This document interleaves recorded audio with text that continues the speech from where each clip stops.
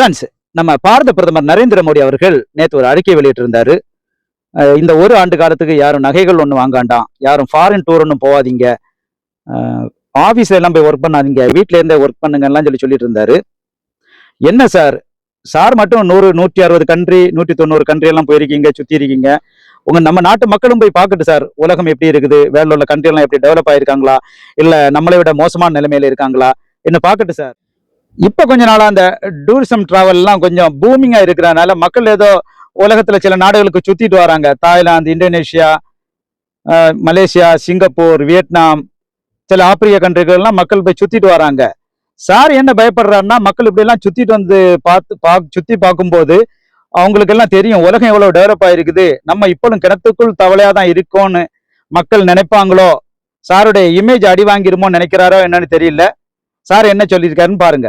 Thank you. जो विदेशों में शादियों का, विदेशों में घूमने का, विदेशों में वैकेशन पर जाने का मिडिल क्लास में कल्चर बढ़ता जा रहा है। हमें तय करना होगा कि जब ये संकट का काल है और हमारी देशभक्ति हमें ललकार रही है, तो कम से कम 1 साल के लिए हमें विदेशों में जाने की बातों को टालना चाहिए। साथियों, हमें विदेशी मुद्रा बचाने के जो भी रास्ते हम लोग अपना सकते हैं, हमें बचाना होगा।